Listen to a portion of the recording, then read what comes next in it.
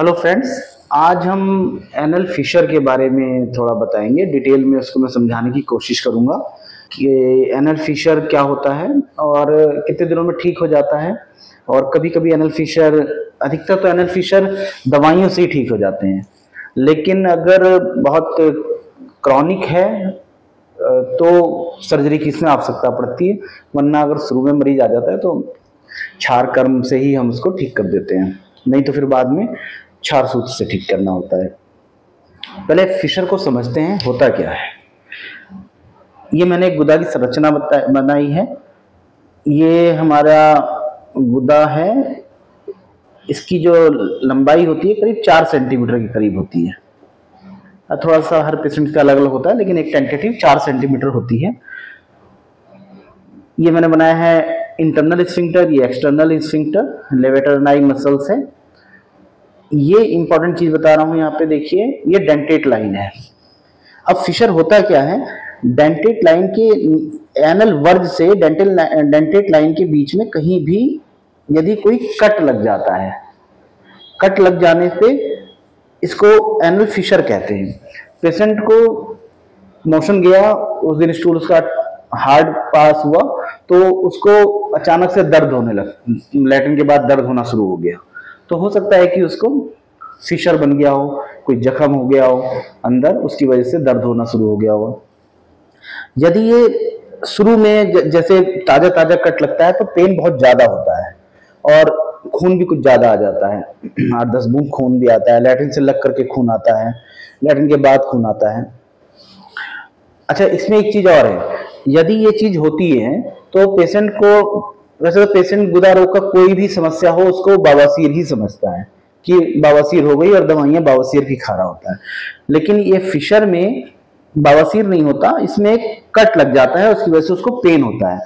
शुरुआत में पेन ज्यादा होता है, लेकिन कुछ समय बाद ये पेन तो कम हो, मतलब पहले की अपेक्षा इतना ज्यादा पेन नहीं होता। लेकिन हो सकता है फिशर हील ना हुआ हो, जो जख्म बना है वो हील नहीं हुआ हो।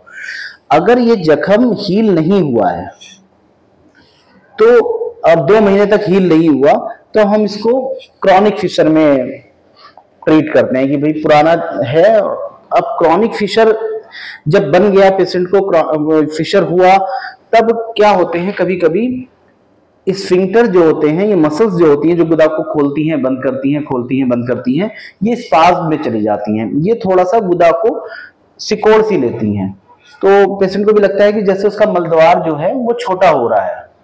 वो फिशर के कारण भी हो सकता है, पाइल्स के कारण भी हो सकता है। अब मलद्वार अगर छोटा या स्फिंक्टर अगर थोड़े से टाइट होने लगे या स्पाज्म में चले जाए, मलद्वार छोटा उसको महसूस होने लगे, तब जब वो लैट्रिन सुबह करेगा तो ये लैट्रिन इस जख्म पे और लग करके आएगी, रगड़ करके आएगी, या वॉल में और भी कहीं रगड़ के आएगी, तो ब्लड भी आने के चांसेस हैं और दर्द भी हो सकता है।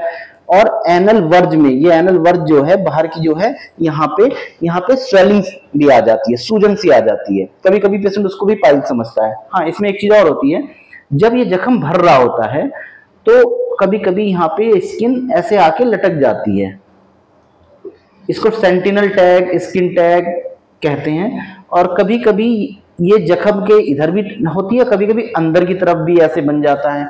जब अंदर की तरफ बन जाता है तो इसको हम कहते हैं हाइपरट्रोफाइड एनल पेपिला। ठीक है, जो ये टैग है ये स्किन कलर का होता है, चपटा सा होता है।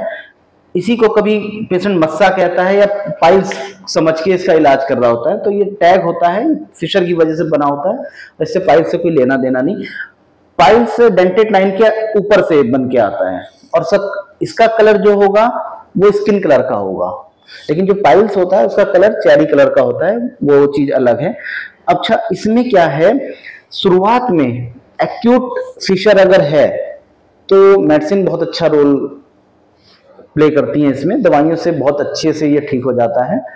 और अगर ये क्रॉनिक फिशर है और स्फिंक्टर जो है, ये मसल्स जो है वो स्पाज्म में है और गुदा छोटा है, तब सर्जरी की आवश्यकता होती है, वरना शुरुआत में कोई सर्जरी की आवश्यकता नहीं होती। अधिकतर पेशेंट दवाइयों से इसमें ठीक हो जाते हैं।